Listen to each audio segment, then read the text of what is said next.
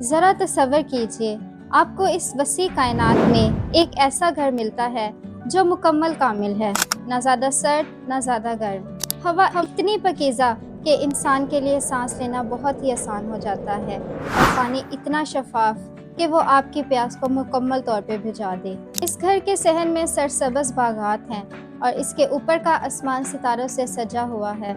ये महज ख्वाब नहीं, हमें वाकई ही ये घर अता किया गया है, और इस घर का नाम ज़मीन है। कायनात के बेशुमार सियारों में से ये वो वाहिद जगह है जहाँ ज़िंदगी मुमकिन है।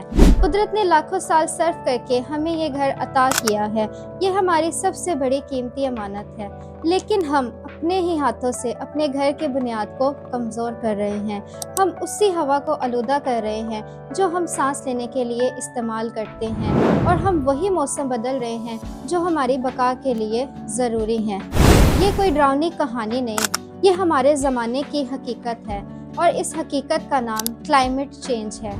आइए देखते हैं ये क्या है और हम सब मिलकर कैसे अपने घर को बचा सकते हैं। क्लाइमेट चेंज की कहानी को समझने के लिए एक सादा सी मिसाल है कि सर्दियों में हम अपने जिस्म को गर्म रखने के लिए कंबल ओढ़ते हैं, उसी तरह ज़मीन भी हमारे लिए कुदरती कंबल का काम करती है। ये मुख्तलिफ गैसों पर मुश्तमिल है जो सूरज के दर्जा हरारत को रोककर हमारी ज़िंदगी के लिए मौजूद दर्जा हरारत फ्राहम करती है। ये अमल बहुत ज़रूरी है, वरना हमारी ज़मीन पर बर्फ़ानी गोले के सिवा कुछ नहीं। पिछले 150 सालों में हम इंसानों ने कोयला, तेल और गैस बेतहाशा जलाई है। गाड़ियों, फैक्ट्रियों और बिजली घरों के धुएं ने इस कंबल को मोटा कर दिया है। अब इस कंबल से सूरज की दर्जा हरारत ज़मीन पर तो पहुंचती है, लेकिन जब ज़मीन गर्म होकर उस दर्जा हरारत को वापस खला में खारिज करने की कोशिश करती है, तो इस मोटे कंबल की वजह से रुकावट पैदा होती है। इज़ाफ़ी गर्मी यही कैद हो रही है और हमारा सियारा बुखार में मुब्तला हो रहा है। इससे कहते हैं ग्लोबल वार्मिंग। आप सोच सकते हैं कि 1-2 डिग्री बढ़ने से क्या ही होगा, लेकिन जैसे हमारे जिस्म में हल्का सा बुखार भी पूरे निज़ाम को मुतासिर कर देता है, उसी तरह हमारी ज़मीन पर हल्का सा दर्जा हरारत में इजाफा भी तबाहकुन है।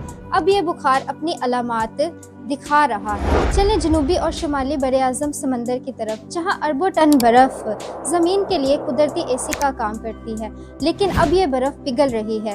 ये सिर्फ पानी नहीं बन रही, बल्कि समंदर की सतह को बुलंद कर रही है। सोचिए, कराची जैसे शहर में मौजूद समंदर के किनारे आहिस्ता आहिस्ता आपके घर तक पहुँच जाएं तो क्या होगा। मौसम भी अब हमसे नाराज़ हो गए हैं, गर्मियाँ ज़्यादा तवील और शदीद हो गई हैं। लाहौर और कराची जैसे शहरों में शदीद हीट वेव्स हो रही हैं।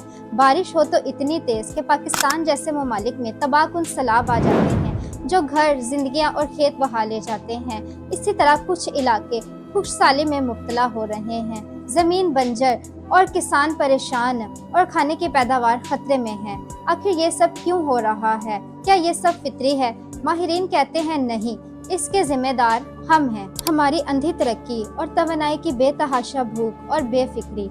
लेकिन क्या अभी भी वक्त बाकी है? हम इस कहानी के अंजाम को बदल सकते हैं। ये सुनकर डरना या बेबस होना फितरी है, लेकिन इंसान की तारीख गवाह है कि हमने हमेशा नामुमकिन को मुमकिन बनाया है। जब बड़े बड़े चैलेंजेस आए हैं तो हमने मुत्तहिद होकर जीत हासिल की है। ये चैलेंज भी मुख्तलिफ नहीं है। खुशखबरी ये है कि हम मसला भी जानते हैं और इसका हल भी। तो फिर इसका हल क्या है?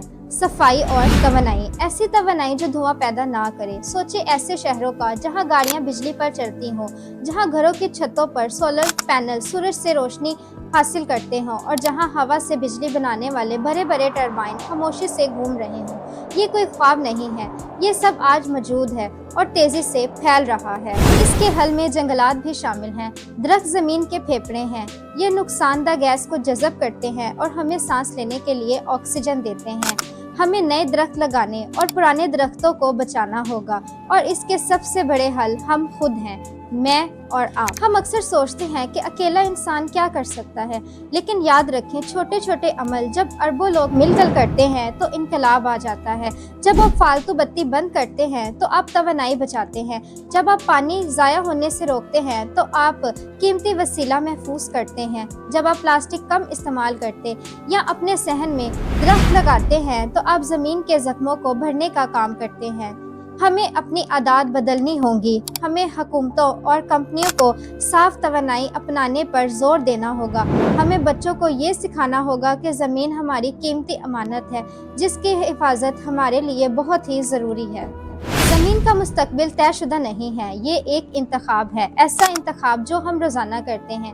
تو آئے سمجھداری کا انتخاب کریں، ایسا انجام لکھیں جس میں تباہی نہیں بلکہ امید ہو، جہاں ہم سب مل کر اپنے گھر کو بچائیں اور آنے والی نسلوں کو ایک صاف اور سرسبز محفوظ زمین سونپیں، کیونکہ یہ ہمارا واحد گھر ہے اور اس کی حفاظت ہمارا سب سے بڑا فرض ہے۔